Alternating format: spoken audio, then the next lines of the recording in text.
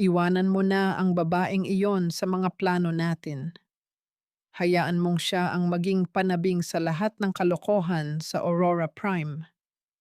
Kapag sumabog ang proyekto, siya ang pipirma sa mga dokumento at siya ang ipakukulong natin kapalit ng ating kalayaan.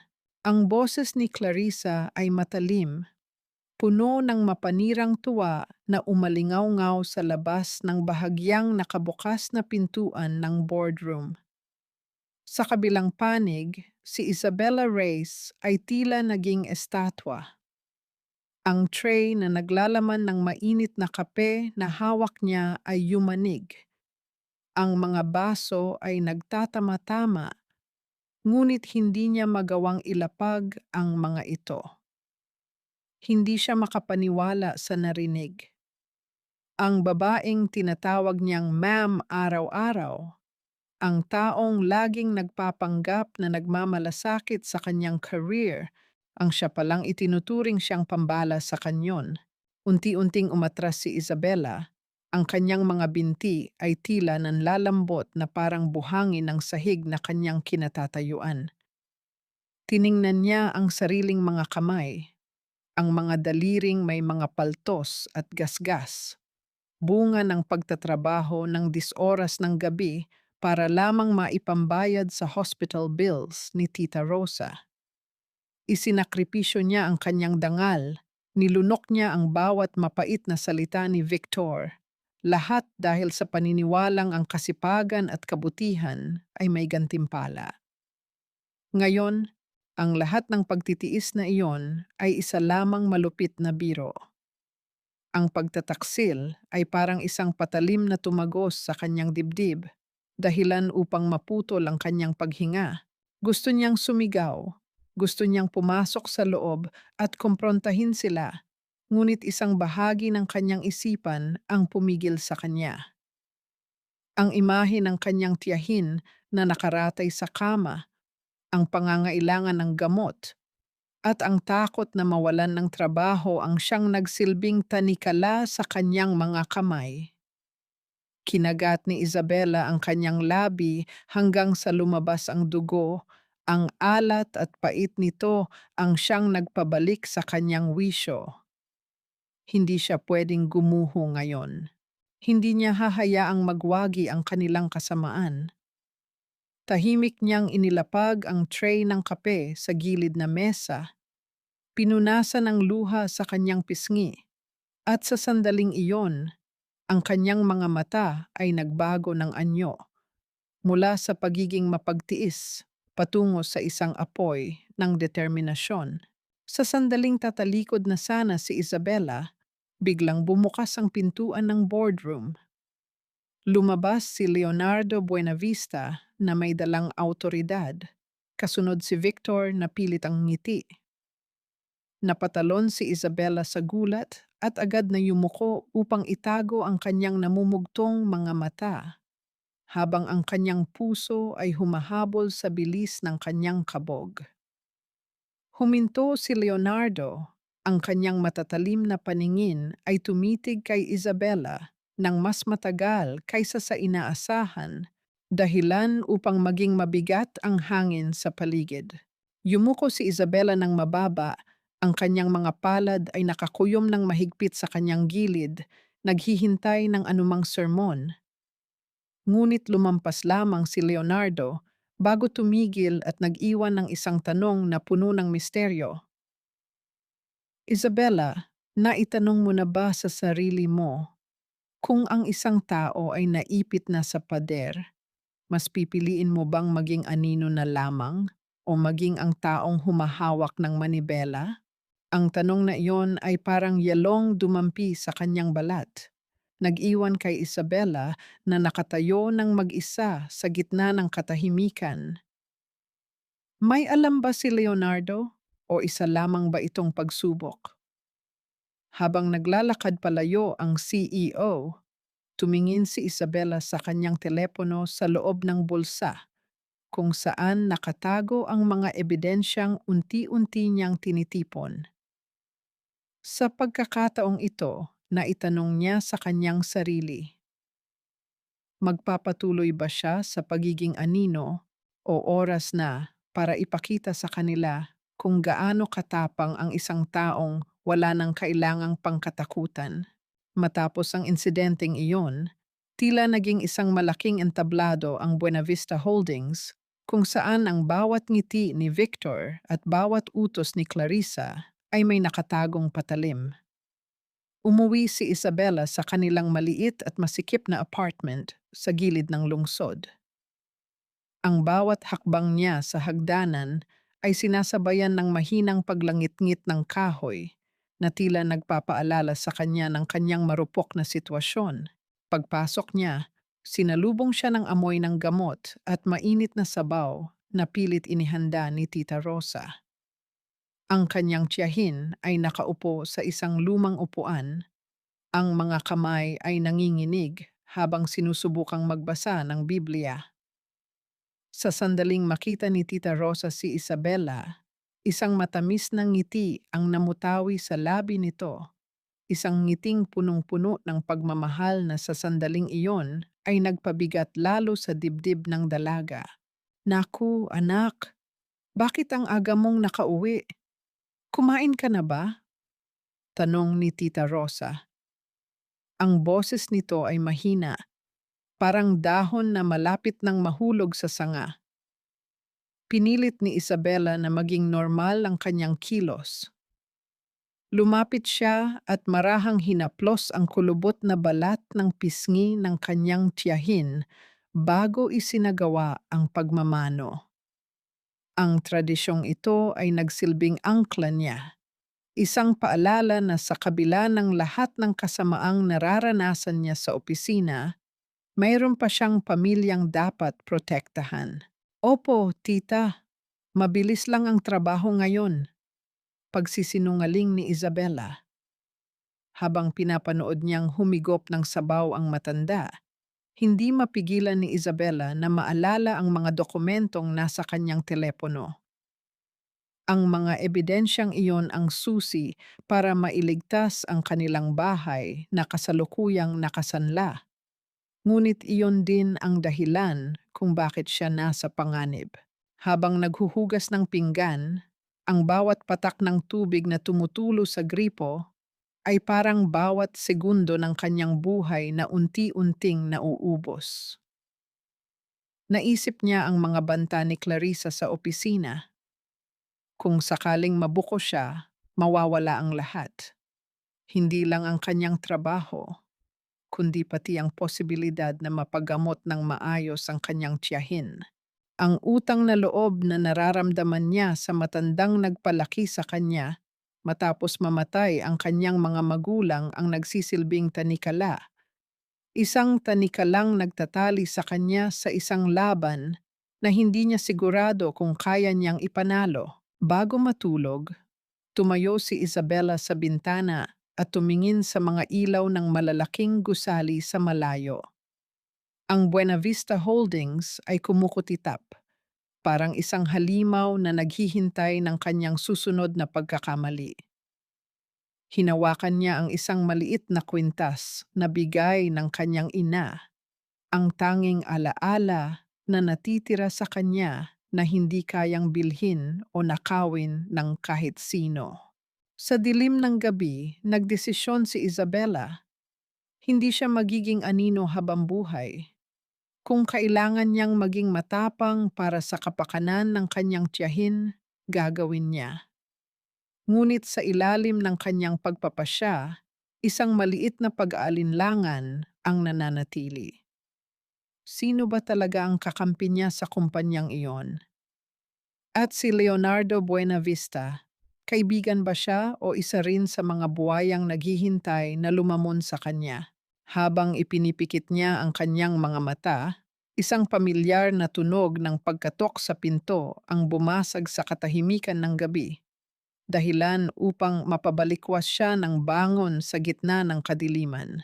Mabilis na naglakad si Isabella patungo sa pintuan, ang bawat hakbang ay maingat at puno ng pag-iingat. Ang pagkatok ay hindi nagmamadali, ngunit sapat na ang lakas nito para magdulot ng kaba sa kanyang dibdib. Nang buksan niya ang pinto, isang maliit na sobre ang nakasalalay sa sahig. Walang tao sa labas. Tanging ang hangin lamang ng gabi ang humahalik sa kanyang pisngi. Nanginig ang kanyang mga daliri habang binubuksan ang sobre. Sa loob nito ay isang litrato niya, litratong kuha sa loob mismo ng opisina sa sandaling hindi siya nakatingin. Sa likod ng larawan ay may nakasulat na isang maikling babala. Huwag kang masyadong maging mausisa, Isabella. Ang mga langgam na nagtatangkang umakyat sa mataas na bundok ay madalas na natatapakan. Hindi kailangang sabihin kung sino ang nagpadala nito. Ang pagbabantang iyon ay sapat na para pilitin siyang pumasok sa opisina kinabukasan na may suot na maskara ng katapangan. Kinabukasan sa Buena Vista Holdings, ang hangin sa loob ng opisina ay tila nagbago. Nang pumasok si Isabella, naramdaman niya ang mga matang nakamasid sa kanya, mga matang puno ng paghusga at mapanirang usap-usapan. Si Victor, ang kanyang boss, ay nakatayo sa harap ng kanyang mesa, ang kanyang mukha ay hindi maipinta sa galit. Isabella, ano ito? Sigaw ni Victor, sabay hagis ng isang makapal na folder sa ibabaw ng mesa ni Isabella. Sabi ko sa iyo na ayusin mo ang mga dokumento para sa Aurora Prime. Bakit may mga nawawalang resibo? Alam mo ba kung anong problema ang idudulot nito sa kumpanya? Ang boses ni Victor ay umaling-awngaw sa buong floor, dahilan upang mapahinto ang lahat ng ibang empleyado sa kanilang ginagawa. Ramdam ni Isabella ang mga matang nakatutok sa kanya, ang mga bulong-bulungan ng kanyang mga kasamahan na dati ay itinuturing niyang kaibigan. Ang bawat salita ni Victor ay parang sampal, isang pampublikong paghihiya na layuning durugin ang natitira niyang dangal. Ma'am Clarissa, tawag ni Victor nang dumating ang babae, ang kanyang tono ay mabilis na nagbago mula sa galit patungo sa pagiging mapagkunwari. Tingnan niyo ang pagkakamaling ginawa ni Isabella. Mukhang hindi niya kayang humawak ng responsibilidad na ganito kalaki. Lumapit si Clarissa. Ang kanyang mga mata ay nanliliit habang tinitingnan si Isabella mula ulo hanggang paa. Ang bawat hakbang niya sa sahig ay parang pagmarcha ng isang mananakop. Isabella, malambing ngunit nakakalaso ng kanyang tinig.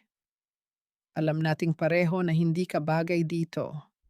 Ang pagiging empleyado ay nangangailangan ng utak at integridad.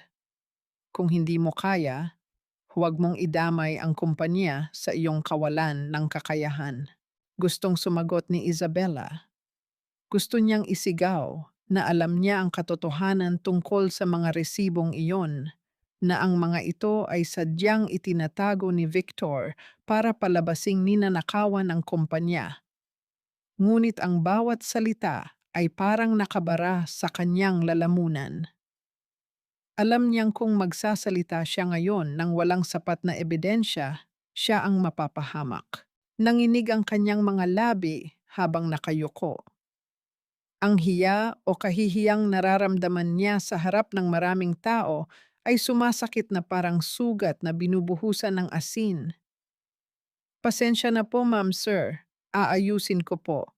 Mahinang tugon niya. Pagtalikod ni na Victor at Clarissa, ramdam ni Isabella ang pagtawa ng mga tao sa paligid. Ang mga mata niya ay nananatiling nakatingin sa sahig, ngunit sa ilalim ng desk, ang kanyang mga kamay ay mahigpit na nakakuyom. Hindi siya umiiyak dahil sa panghihiya. Umiiyak siya dahil sa galit. Isang galit na sa wakas ay nagbigay sa kanya ng linaw. Hindi na siya magiging biktima. Hindi niya napansin na sa di kalayuan, sa loob ng kanyang opisina na may salaming dingding, si Leonardo Buenavista ay nakatingin sa lahat ng nagaganap. Ang kanyang mga mata ay hindi nakatingin kay Victor o kay Clarissa, kundi kay Isabella. Sa babaeng sa kabila ng lahat ng pangungutya, ay hindi man lang nagbago ng ekspresyon ng pagkapuot, kundi nagpakita ng isang uri ng katatagang hindi pangkaraniwan. Ang natitirang bahagi ng araw ay tila isang mahabang pagdurusa. Bawat tingin ng mga katrabaho ay tila matatalim na karayom na tumutusok sa balat ni Isabella. Pakiramdam niya ay nakalutang siya sa gitna ng isang dagat na puno ng mga painting at ang tanging paraan upang manatiling nakalutang ay ang pananatiling tahimik. Ngunit ang katahimikang iyon ay hindi dulot ng takot. Ito ay ang katahimikan bago ang isang malakas na bagyo. Pagpatak ng ikalima ng hapon, habang abala ang lahat sa pag-aayos ng kanilang gamit pauwi, isang mensahe ang pumasok sa kanyang inter-office communication app. Mula ito kay Leonardo Buenavista. Pagkita tayo sa rooftop pagkatapos ng 15 minuto. Huwag mong ipapaalam sa kahit sino, lalo na kay Victor. Ang puso ni Isabella ay tumibok ng napakabilis, parang isang tambol na nagbababala ng panganib. Bakit siya gustong makita ng CEO? Alam ba nito ang lahat? Sa bawat hakbang niya patungo sa elevator, ang bawat tunog ng pagbukas at pagsara ng pinto ay parang hudyat ng isang bagong yugto. Pagdating sa rooftop, sinalubong siya ng malamig na hangin ng gabi. Ang mga ilaw ng syudad ay kumukutitap sa ibaba, parang isang dagat ng mga bituin na nakalapag sa lupa. Nakatayo si Leonardo malapit sa rehas, nakatanaw sa malawak na tanawin. Hindi siya lumingon nang marinig ang pagbukas ng pinto, ngunit alam ni Isabella na alam nito ang kanyang presensya. Alam mo ba kung bakit kita ipinatawag, Isabella? Tanong ni Leonardo. Ang boses nito ay malalim at kalmado, malayo sa ingay at gulo ng opisina sa ibaba. Hindi ko po alam, sir, sagot ni Isabella. Pinapanatiling matatag ang kanyang boses kahit na ang kanyang mga binti ay bahagyang nangangatog. Huminto si Leonardo at humarap sa kanya. Sa ilalim ng liwanag ng buwan, makikita ang mga guhit ng pagod at bigat ng responsibilidad sa mukha ng CEO. Matagal na kitang pinapanood. Hindi bilang isang empleyado na nakikita sa CCTV, kundi bilang isang taong may nakatagong layunin. Nakikita ko ang paraan ng paghawak mo sa mga dokumento, ang paraan ng pag-iwas mo sa gulo, at ang paraan ng pagtitimpi mo kahit na harap-harapan ka ng binabastos. Nanlamig ang buong katawan ni Isabella. Alam niya, hindi ako bulag, Isabella. Patuloy ni Leonardo, lumapit siya ng bahagya, ngunit pinanatili ang isang respetadong distansya. Alam ko ang ginagawa ni na Victor at Clarissa. Ang Aurora Prime ay hindi lang isang proyekto.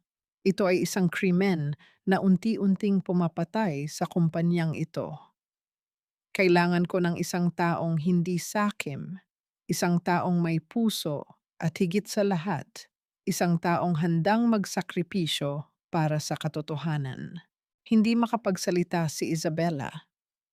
Ang bawat salitang lumalabas sa bibig ni Leonardo ay tila isang susi na nagbubukas sa mga tanikalang nakakabit sa kanyang puso. Bakit ako, sir? Marami namang mas mataas ang posisyon sa akin. Dahil ang mga taong nasa mataas na posisyon ay madali nang nabili ng pera at kapangyarihan, putol ni Leonardo sa kanyang sasabihin. Ngunit ikaw? Ikaw ay nagtatrabaho hindi para sa sarili mo, kundi para sa iba. Nakita ko ang mga resibo ng hospital bills ng tiyahin mo, Isabella. Alam ko ang sakripisyo mo. Ang impormasyong iyon ay dumaplis sa kanya na parang isang sampal. Pakiramdam niya ay hinubaran siya ng kanyang pagkatao sa harap ng isang estranghero. Ngunit sa halip na matakot, nakaramdam siya ng kaluwagan. Hindi na siya nag-iisa. Ano ang gusto ninyong mangyari? Tanong ni Isabella, ang boses niya ay naging matatag at direkta. Ngumiti ng bahagya si Leonardo, isang ngiting bihira at tila may halong pag-asa. Gusto kong maging mata at tainga kita sa loob. Hindi bilang isang biktima ni Victor, kundi bilang isang investigator na may protection ko. Ngunit tandaan mo, Isabella, sa sandaling tanggapin mo ito, ang bawat hakbang mo ay magiging mapanganib. Hand ka ba? Tumingin si Isabella sa malawak na syudad sa ibaba. Ang bawat ilaw doon ay sumisimbolo sa mga taong umaasa sa kumpanya, sa mga taong tulad ng kanyang tiyahin na biktima ng kasakiman ng iilan. Handa po ako, sagot niya ng buong diin. Sa gabing iyon, sa itaas ng rooftop na abot tanaw ang buong mundo, isang lihim na alyansa ang nabuo. Hindi lang ito usapang trabaho. Ito ay isang pangako ng hustisya. At habang naglalakad pabalik si Isabella sa elevator, ang bawat tunog ng kanyang sapatos sa sahig ay tila nagsasabing, tapos na ang pagiging biktima. Kinabukasan, pumasok si Isabella sa opisina na may bagong pag-asa sa kanyang dibdib. Ngunit alam niyang kailangan niyang maging maingat. Ang pagiging alyado ni Leonardo ay isang proteksyon, ngunit ito rin ang nagsisilbing pain upang mahuli sina Victor at Clarissa sa sarili nilang bitag. Sa loob ng opisina, ramdam ni Victor ang isang kakaibang pagbabago kay Isabella. Hindi na ito ang babaeng laging nakayuko at takot na takot. Bagamat pilit na pinapanatili ni Isabella ang kanyang pagiging bata sa paningin ng lahat, mayroong isang uri ng katatagan sa kanyang mga mata na nagbibigay ng pagkairita kay Victor. Isabella, tawag ni Victor nang makita siyang papalapit sa pantry. Siguraduhin mong tapos na ang financial report para sa Aurora Prime ngayong hapon. Kung may makita akong mali, asahan mong ikaw ang unang lalabas ng kumpanyang ito. Ngumiti ng bahagya si Isabella, isang ngiting hindi umabot sa kanyang mga mata. Ngunit sapat na para akalain ni Victor na siya ay natatakot pa rin. Opo, sir. Ginagawa ko na po ang lahat para maging perpekto ang report. Tuwang-tuwa si Victor sa kanyang narinig. Para sa kanya, si Isabella ay isang sunod-sunuran na empleyado na handang gawin ang lahat para hindi mawalan ng trabaho. Dahil sa kanyang kapalaluan, hindi niya napansin ang bawat kilos ni Isabella. Sa kanyang pag-aakalang hawak niya ang lahat ng baraha, nagpa siya si Victor na maging mas pabaya. Habang nagluluto si Clarissa at Victor ng kanilang susunod na hakbang sa loob ng isang saradong meeting, hindi nila namalayan na ang isang digital recorder na itinago ni Isabella sa likod ng isang cabinet sa loob ng pantry ay patuloy na nakikinig sa kanilang bawat salita. Siguraduhin mong maililipat na ang pondo sa offshore account bago dumating ang audit sa susunod na buwan. Bulong ni Clarissa. Ang kanyang boses ay puno ng kasakiman. Kapag nagkamali si Isabella sa report, isisi natin sa kanya ang lahat. Siya ang magiging scapegoat natin. Tawa ng tawa si Victor. Huwag kang mag-alala, Clarissa. Ang babaeng iyon ay masyadong mahina. Walang maniniwala sa kanya kahit magsumbong pa siya. Siya lang naman ang assistant na walang laban sa atin. Sa kabilang panig ng pader, nakikinig si Isabella habang ang kanyang mga kamay ay mahigpit na nakahawak sa kanyang headset. Bawat salitang lumalabas sa bibig ng dalawang kontrabida ay parang mga piraso ng puzzle na unti-unting nabubuo. Ang kasakiman ni Victor ay naging kanyang pinakamalaking pagkakamali. Dahil sa pag-aakalang hindi siya nakikita ni Isabella, naging bukas siya sa kanyang mga plano. Ang bawat detalye ng money laundering at ang mga pangalan ng kasabwat nila ay unti-unting nailalantad sa recording. Pakiramdam ni Isabella ay unti-unti na niyang hawak ang leeg ng mga taong nagpahirap sa kanya. Pagkatapos ng meeting, mabilis na kinuha ni Isabella ang recorder at itinago ito sa ilalim ng kanyang desk organizer. Nang sandaling iyon, nakita niya si Clarissa na papalapit sa kanyang mesa. Isabella, tapos na ba ang report? Tanong ni Clarissa habang hinihimas ang gilid ng mesa ni Isabella gamit ang kanyang mahabang kuko. Tumingin si Isabella sa kanya ng diretso, walang bakas ng pag-aalinlangan. Konting oras na lang po, ma'am. Sinisiguro ko pong maayos ang lahat para sa ikabubuti ng kumpanya. Tumawa si Clarissa at iniwan si Isabella na nakatayo. Hindi alam ng babaeng kontrabida na sa bawat pagtalikod niya, unti-unti nang humihigpit ang bitag na mismong sila ang gumawa. Ang pagkakamali ni Victor ay hindi lang ang pagiging gahaman, kundi ang pagmamaliit sa isang babaeng wala nang ibang pupuntahan kundi ang lumaban. Sa sandaling lumabas si Clarissa, isang mensahe muli ang pumasok sa telepono ni Isabella. Nakuha mo ba? Mabilis na nag-type si Isabella ng sagot. Nakuha ko na ang lahat. Ang giyera ay nagsisimula na at ang bawat hakbang mula rito ay magiging mapait na paghihiganti para sa mga taong inapini na Victor at Clarissa. Ang tagumpay ng pagkuha ng recording ay hindi nangangahulugan ng agad na pagtatapos ng laban. Alam ni Isabella na ang isang audio file ay hindi sapat para pabagsakin ang isang tulad ni Victor na may mga connection sa loob at labas ng Buena Vista Holdings. Kinailangan niyang maging mas maingat. Nang gabing iyon, hindi umuwi si Isabella ng maaga.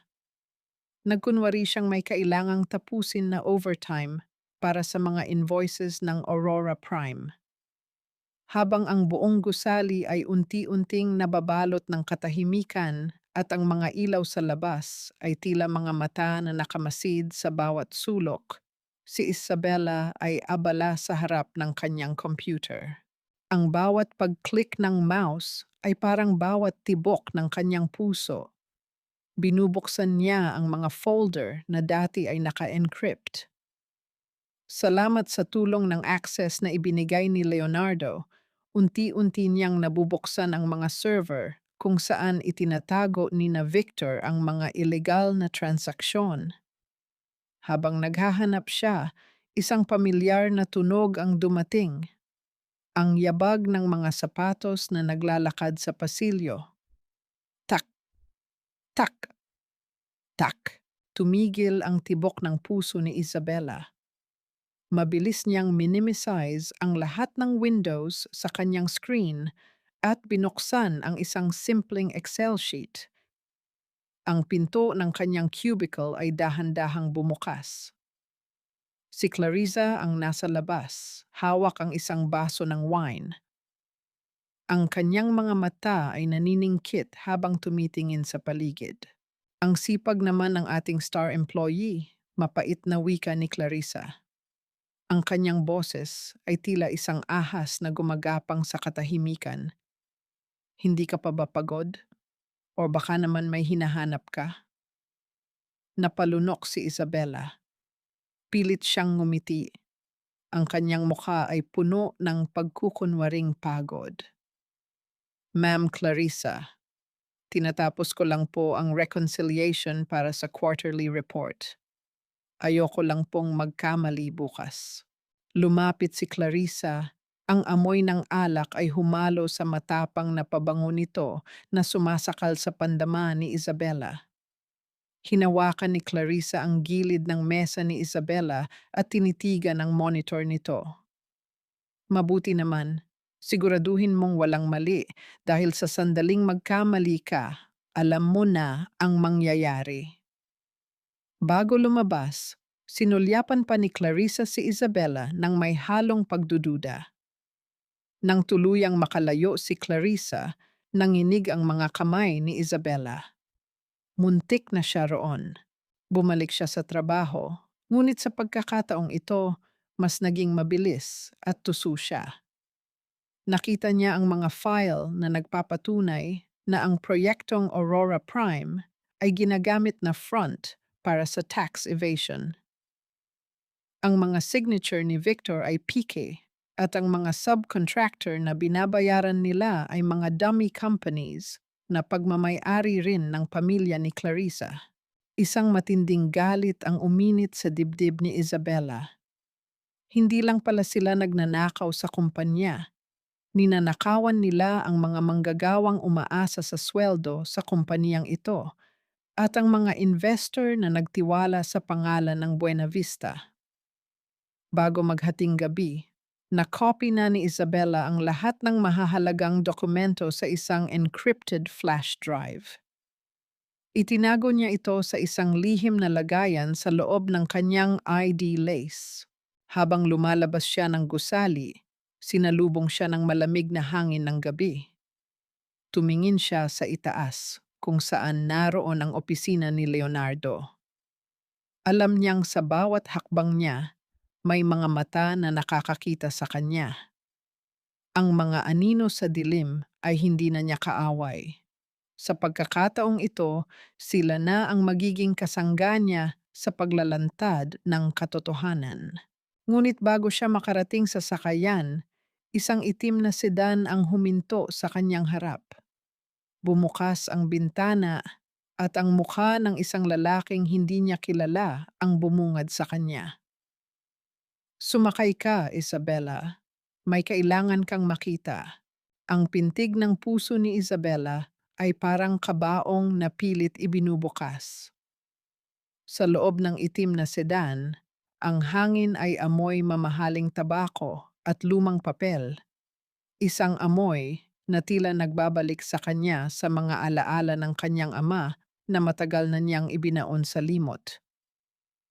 Ang lalaki sa driver's seat ay hindi nagsalita. Tanging ang tunog lamang ng makina ang bumasag sa katahimikan ng gabi. "Sino ka?" tanong ni Isabella. Ang boses niya ay bahagyang nanginginig, ngunit pinipilit na maging matapang. "At bakit mo ako hinaharang?" Hindi lumingon ang lalaki. Sa halip, inabot nito ang isang makapal na sobre at inilapag sa kandungan ni Isabella.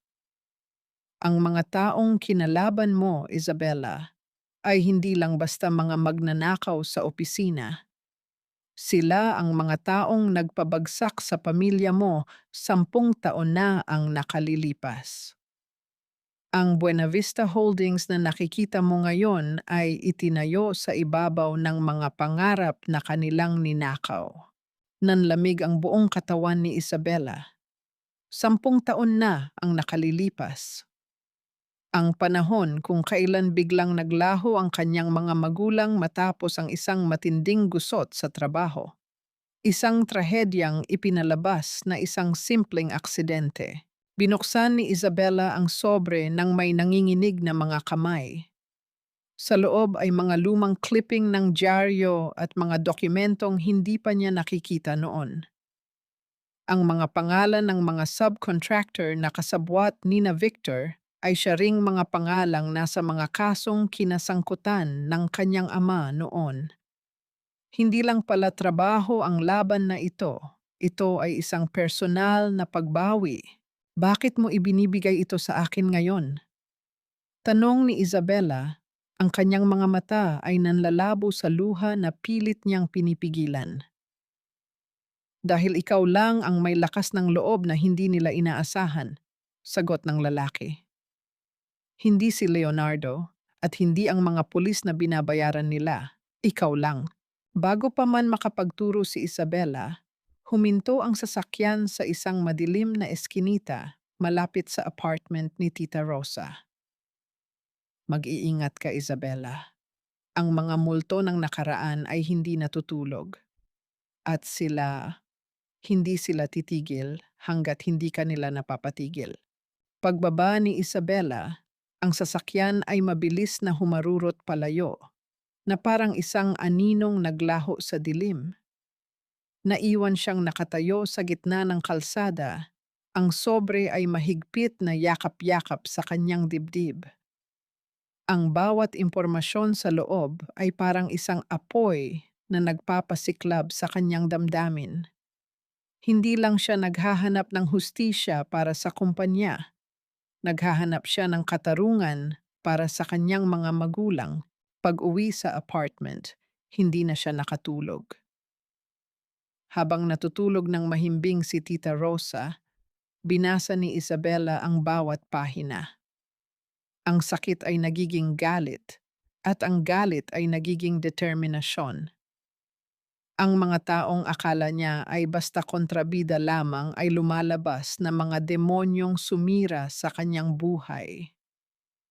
Ngunit sa gitna ng pagbabasa, isang pangalan ang nakakuha ng kanyang atensyon sa ilalim ng isang dokumento: Leonardo Buenavista.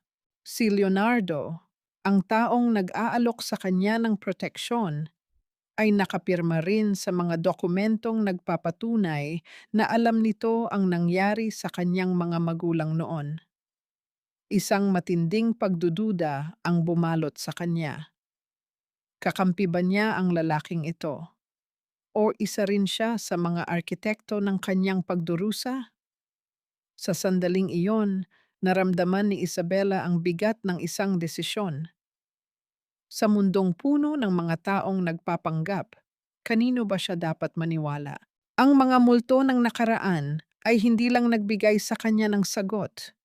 Binigyan din siya nito ng mga bagong katanungan na maaring magdulot ng kanyang kapahamakan. Kinabukasan, ang bawat paghakbang ni Isabella sa pasilyo ng Buenavista Holdings ay tila paglalakad sa ibabaw ng manipis na yelo. Ang bawat anino sa pader, ang bawat bulong ng mga empleyado ay nagdudulot ng kaba na hindi niya maipaliwanag. Ang mga dokumentong nakuha niya kagabi ay parang mabibigat na bato sa kanyang bag. Bawat isa ay may dalang bigat ng kasinungalingan. Pagpasok niya sa opisina ni Leonardo, ang lalaki ay abala sa kanyang mga papeles. Nang mapansin nito ang pagpasok ni Isabella, ang kanyang mukha ay agad na napalitan ng isang mapagkalingang ngiti. Isang ngiting dati ay nagbibigay ng kapanatagan kay Isabella, ngunit ngayon, ito ay nagdudulot ng pagkaduda. Isabella, magandang umaga. May balita ka ba sa iyong pag-iimbestiga? Tanong ni Leonardo habang itinabi ang kanyang pluma. Tinitigan ni Isabella ang mga mata ng CEO. Hinahanap niya ang anumang bakas ng pagkukunwari. Sir, may mga nakita po akong lumang dokumento kagabi. Tungkol ito sa mga taong sangkot sa Aurora Prime at sa mga kaso 10 taon na ang nakalilipas. Bahagyang natigilan si Leonardo. Ang kanyang mga kamay, na dati ay kalmado, ay biglang huminto sa paggalaw. Anong mga dokumento ang tinutukoy mo? Doon sa mga dokumentong iyon, sir, nakita ko ang inyong pangalan. Sagot ni Isabella. Ang kanyang boses ay mahina ngunit may diin. Bakit po kayo kasangkot sa mga transaksyon ng pamilya ng mga taong sumira sa buhay ng mga magulang ko? Ang katahimikan sa loob ng opisina ay naging napakabigat. Ang tunog ng aircon ay tila naging isang ugong na sumasakal sa pandama ni Isabella. Tumingin si Leonardo sa labas ng bintana, ang kanyang mukha ay naging blanko, parang isang salamin na hindi mo makitaan ng refleksyon. Hindi lahat ng nakikita sa papel ay katotohanan, Isabella. Sagot ni Leonardo, hindi lumingon sa kanya. Minsan, kailangang pumirma sa mga dokumentong kasuklam-suklam para lamang maprotektahan ang mga taong mahal mo. Minsan, kailangan mong pumasok sa loob ng kuweba ng mga leyon para mapabagsak sila mula sa loob. Ibig niyo bang sabihin, kasabwat niyo sila? Tanong ni Isabella, ang kanyang puso ay kumikirot sa takot at galit. Humarap si Leonardo. Sa pagkakataong ito, Ang kanyang mga mata ay puno ng lungkot. Hindi ako kasabwat. Ako ay isang bilanggo ng aking sariling kumpanya. Ngunit ngayon, may pagkakataon na tayong baguhin ang lahat. Kung hindi ka magtitiwala sa akin, naiintindihan ko. Ngunit tandaan mo, Isabella, kung iiwanan mo ang alyansang ito ngayon, mag-isa mong haharapin ang mga taong pumatay sa mga magulang mo. Kaya mo bang mag-isa?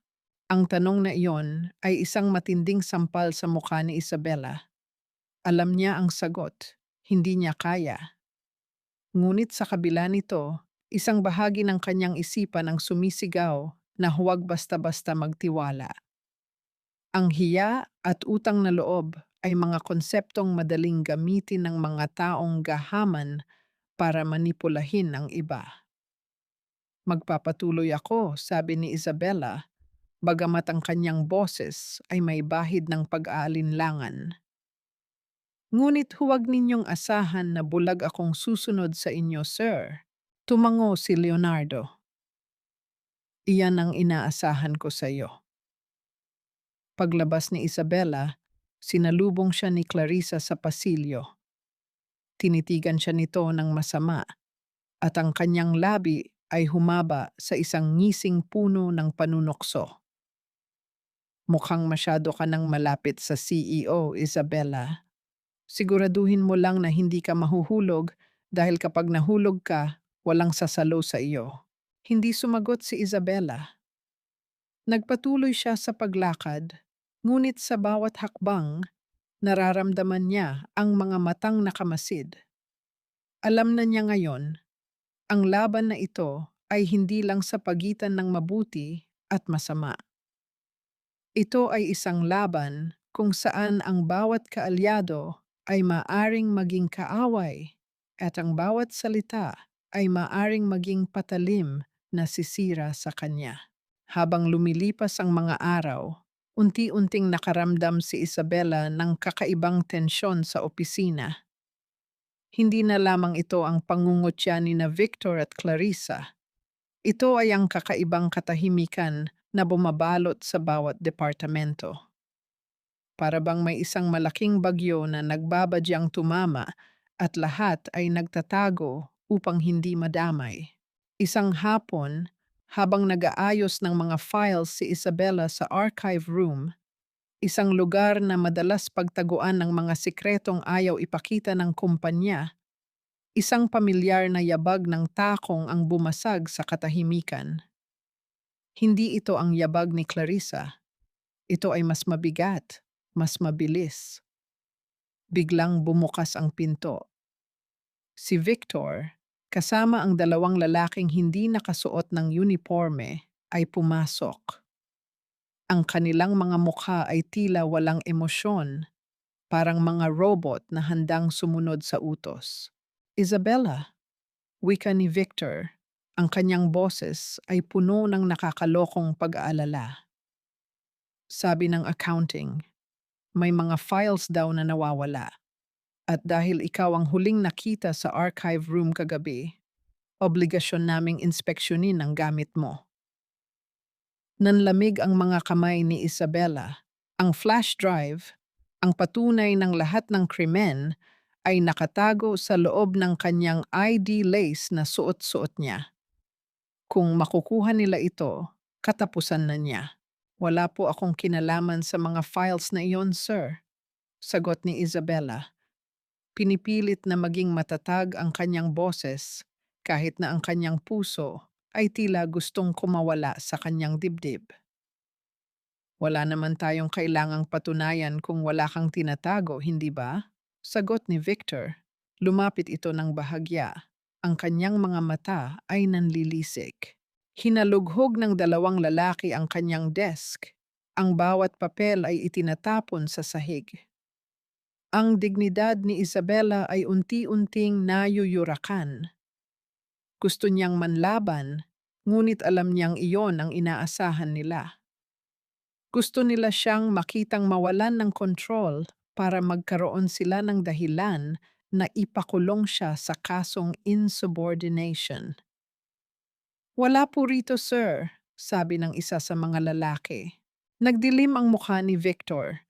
Tinitigan niya si Isabella ng matagal hanggang sa bumaba ang kanyang tingin sa ID lace na nakasabit sa leeg ng dalaga. At ang ID mo? Bakit parang may kakaibang bigat? Sa isang mabilis na kilos, hinablot ni Victor ang ID lace. Ang tibok ng puso ni Isabella ay naging mabilis na parang kidlat. Ang flash drive. Tingnan mo ito, utos ni Victor sa kanyang kasamahan. Ngunit, bago pa man mahawakan ng lalaki ang ID, isang pamilyar na boses ang pumutol sa tensyon. Ano ang ginagawa ninyo rito, Victor? Si Leonardo. Nakatayo siya sa pintuan, ang kanyang autoridad ay tila isang pader na humaharang sa kasamaan. CEO Buena Vista, wika ni Victor, na bahagyang nagbago ang tono.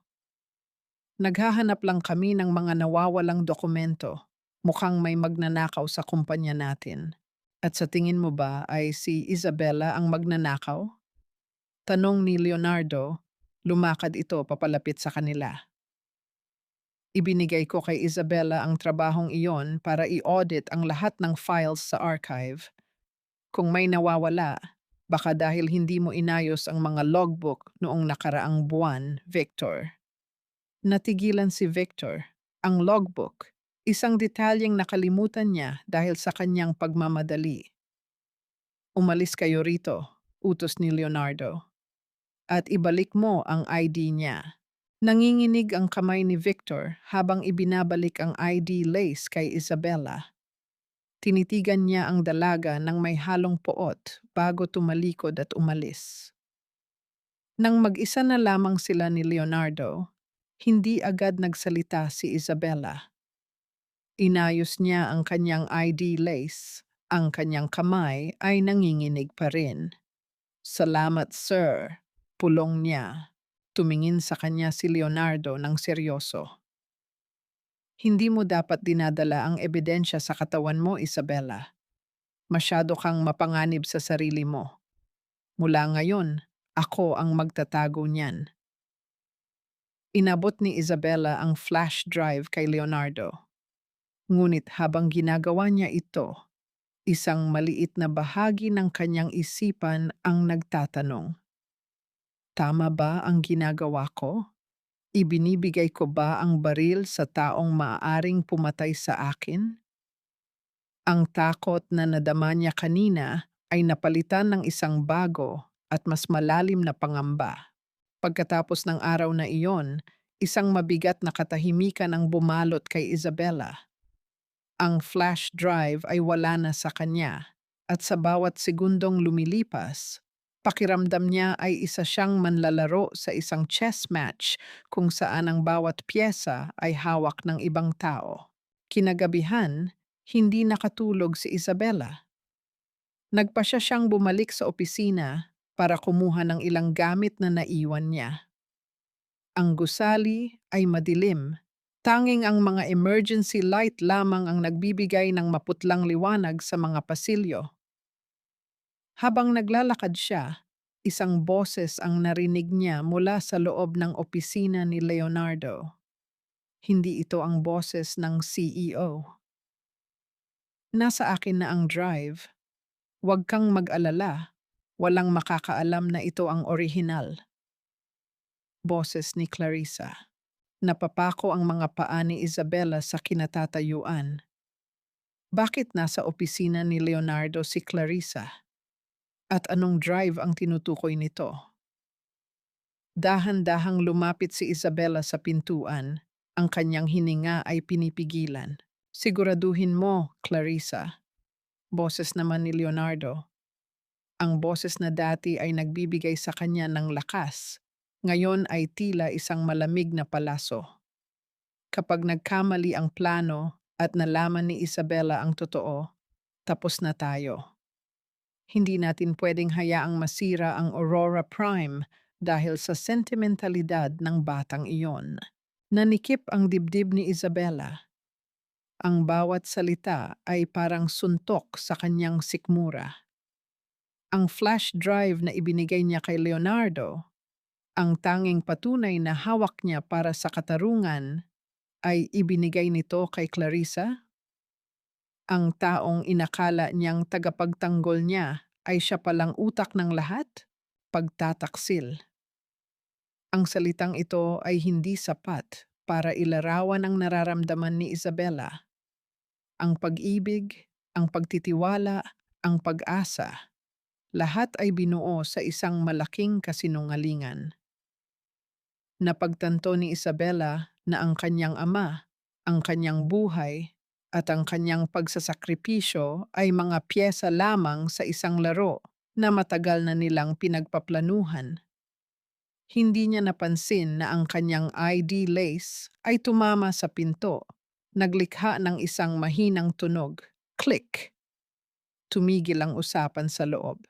May tao sa labas, bulong ni Clarissa. Hindi na nag-isip si Isabella. Tumakbo siya ng mabilis, ang kanyang mga sapatos ay humahampas sa sahig. Ang tunog ng kanyang pagtakbo ay parang hudyat ng kamatayan. Naririnig niya ang mga yabag ni na Leonardo at Clarissa na sumusunod sa kanya. Isabella! Huminto ka! Sigaw ni Leonardo. Hindi siya tumigil. Pumasok siya sa elevator at pinindot ang emergency stop bago pa man makapasok ang dalawa. Habang nakakulong siya sa loob ng elevator na nakatigil sa pagitan ng mga palapag, ang bawat segundo ay parang isang oras. Napaiyak si Isabella, hindi dahil sa takot, kundi dahil sa matinding poot. Ang kanyang mga magulang ay hindi namatay dahil sa aksidente. Sila ay pinatay dahil sa mga taong ito. Hindi niyo ako matatalo. Bulong niya sa sarili habang ang kanyang mga kamay ay humahaplos sa mga luha na dumadaloy sa kanyang pisngi. Dahil sa emergency hatch ng elevator, nakita niya ang isang paraan upang makalabas. Hindi siya babalik. Hindi na siya magiging anino. Kung ang lahat ng taong pinagkatiwalaan niya ay mga traidor, wala na siyang ibang pagpipilian kundi ang maging sarili niyang katarungan.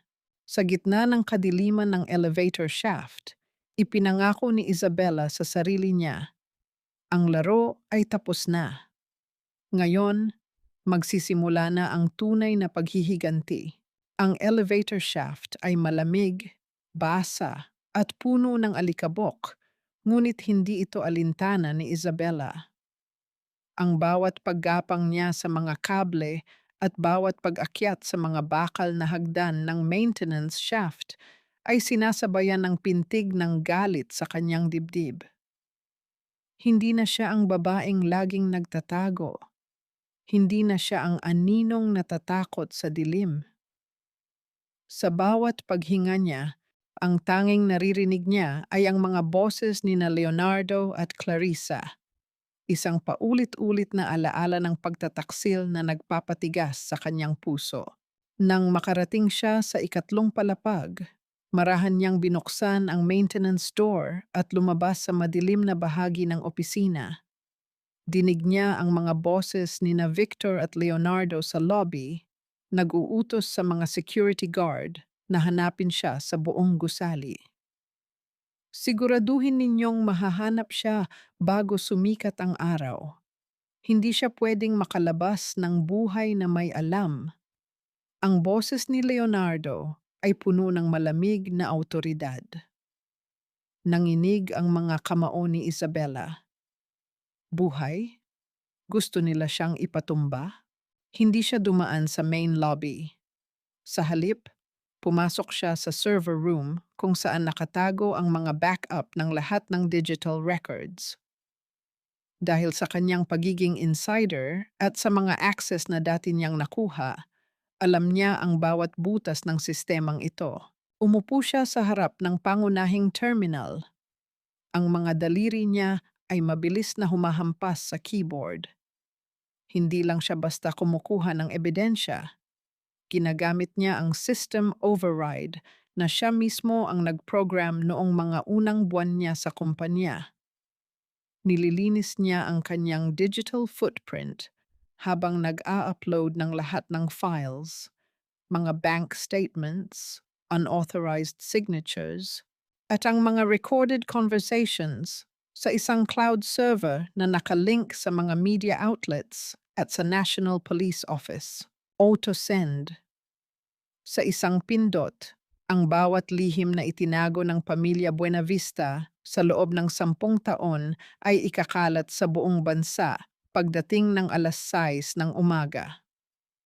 Habang naghihintay na matapos ang pag-upload, nakarinig siya ng yabag sa labas. Si Victor.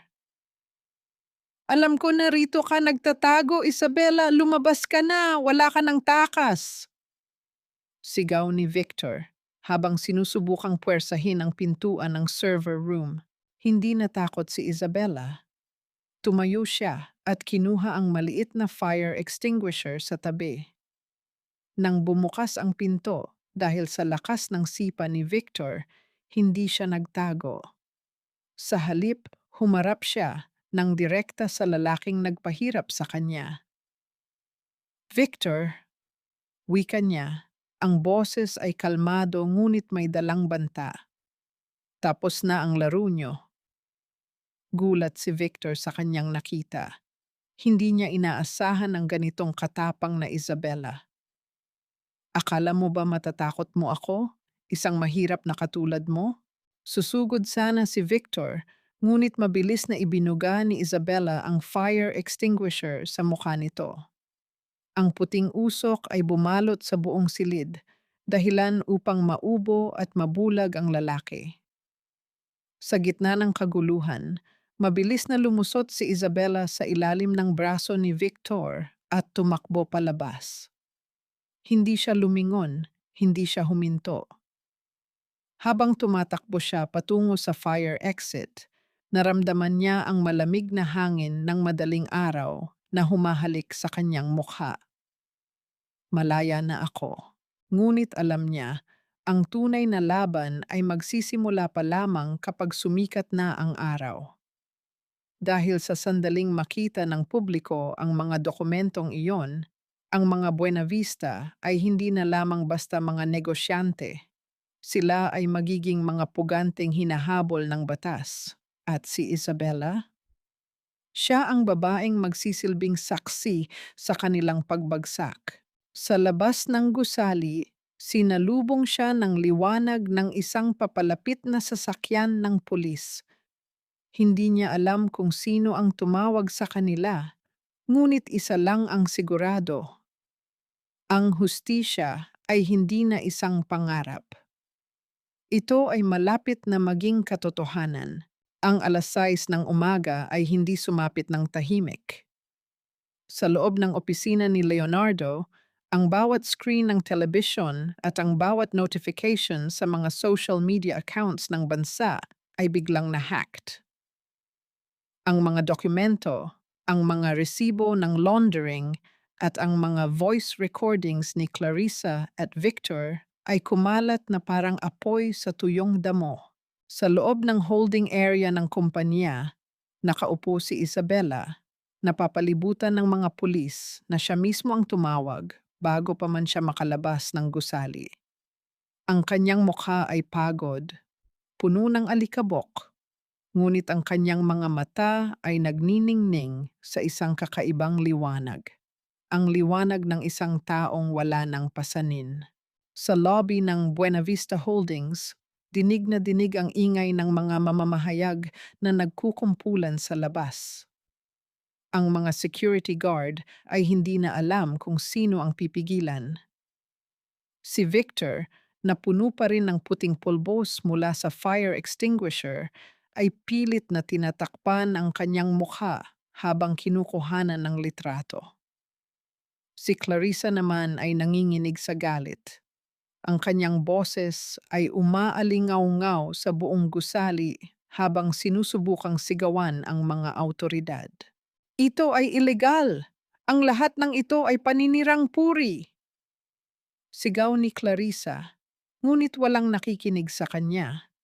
Ang mga handcuffs na bakal ang sumagot sa kanyang mga panalangin. Maya-maya, lumabas si Leonardo mula sa kanyang opisina. Siya ay hindi nagtatago. Sa halip, lumakad siya patungo kay Isabela na nakaupo sa may gilid. Ang mga pulis ay humarang sa kanyang dadaanan, ngunit itinaas ni Leonardo ang kanyang mga kamay bilang tanda ng pagsuko. Hindi mo na kailangang gawin ito, Leonardo, wika ni Isabela. Ang kanyang boses ay mahinahon, walang galit. Tanging ang awa na lamang ang natira. Ang katotohanan ay hindi na kailangan ng kahit anong paliwanag mo. Tumigil si Leonardo sa harap ni Isabela. Sa unang pagkakataon, nakita ng dalaga ang tunay na Leonardo, hindi ang CEO na makapangyarihan, kundi ang isang lalaking duwag na nagtago sa likod ng kayamanan. Isabella, sana maniwala ka. Ginawa ko ang lahat para protektahan ang kumpanya. Hindi kumpanya ang pinoprotektahan mo, Leonardo. Pinoprotektahan mo ang sarili mong kasakiman, sagot ni Isabella. Bago pa man makasagot si Leonardo, kinapkapan na siya ng mga pulis at ikinabit ang bakal na posas sa kanyang mga pulso. Ang tunog ng click ng posas ay ang pinakamagandang musikang narinig ni Isabella sa loob ng 10 taon. Habang inilalabas ang mga kontrabida sa gusali, ang mga empleyado ng Buena Vista Holdings, ang mga taong dati ay yumuyuko sa kanila, ay nagbubulungan at nagtatanggal ng kanilang mga ED. Ang imperyo ng mga Buena Vista ay hindi lang gumuho. Ito ay naglaho sa harap ng mata ng publiko. Lumabas si Isabella sa gusali. Ang sikat ng araw ay tumama sa kanyang mukha, mainit at buhay na buhay. Sa labas, nakita niya si Tita Rosa na nakatayo kasama ang ilang mga kapitbahay. Nang magtama ang kanilang paningin, ang matanda ay tumakbo at yinakap siya ng mahigpit. Walang salita. Tanging ang paghikbi ng pasasalamat ang namagitan sa kanila. Tapos na, tita. Malaya na tayo. Bulong ni Isabella habang hinahaplos ang likod ng kanyang tiyahin. Ngunit alam ni Isabella na ang kanyang buhay ay magbabago ng tuluyan. Hindi na siya babalik sa pagiging anino. Ang katarungan ay nakamit na, ngunit sa likod ng lahat ng ito, isang bagong tanong ang naiwan sa kanyang puso.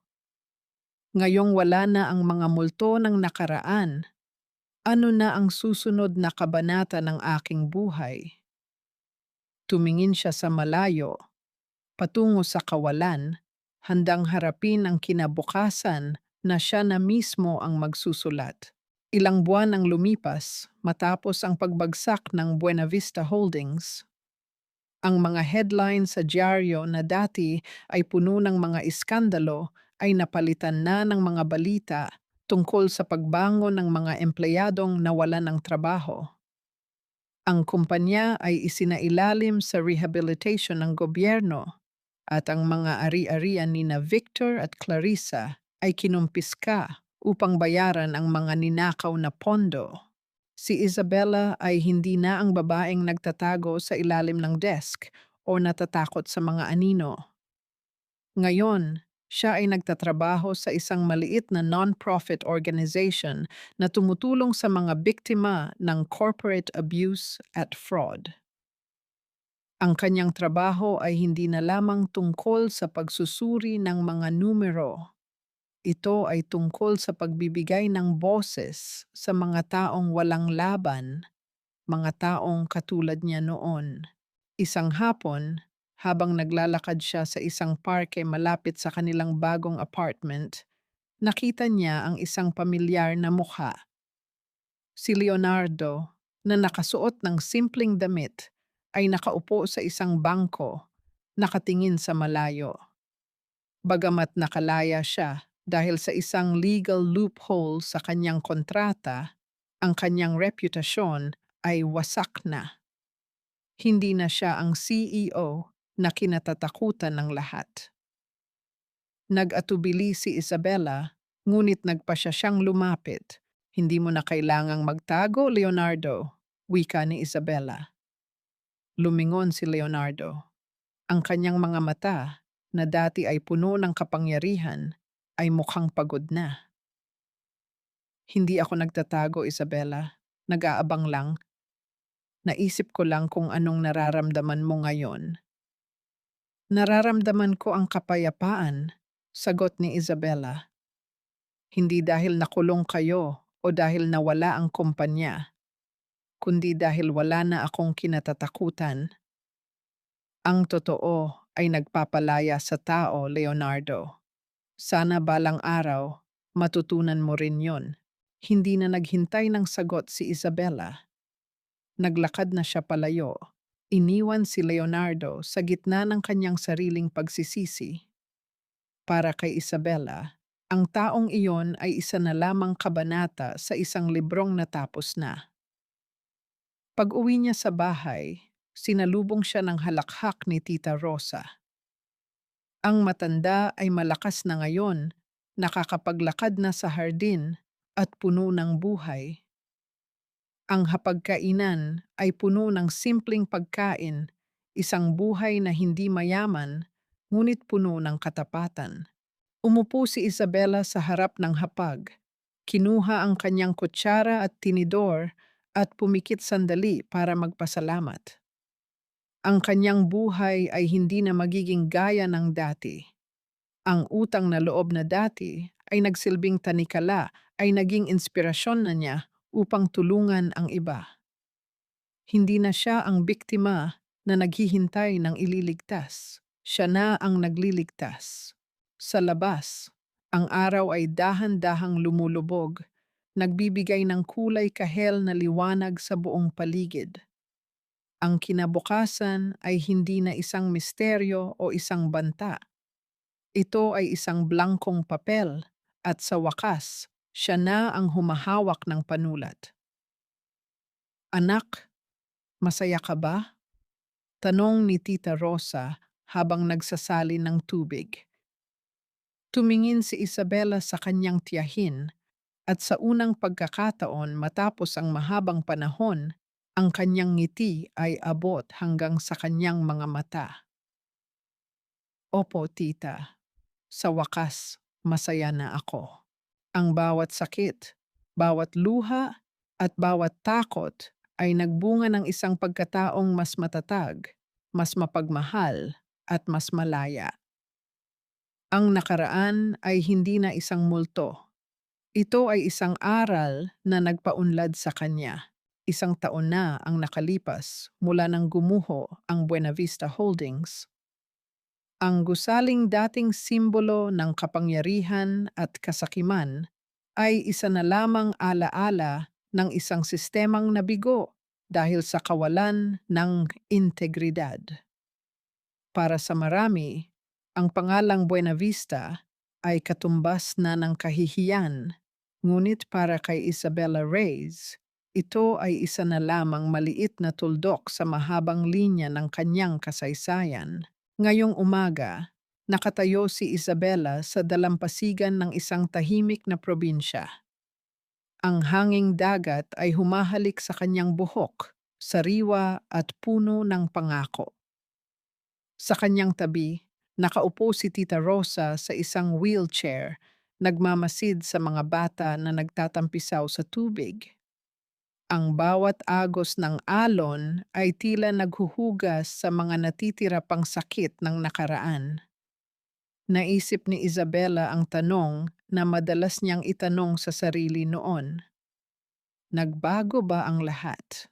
Ang sagot ay oo, ngunit hindi sa paraang inaasahan niya. Hindi dahil sa naging mayaman siya o dahil sa sikat na siya. Nagbago siya dahil natutunan niyang patawarin ang sarili. Natutunan niyang ang tunay na lakas ay hindi nasusukat sa kung gaano kalakas ang iyong boses, kundi sa kung gaano kalalim ang iyong kakayahang tumindig muli pagkatapos ng bawat pagkatalo.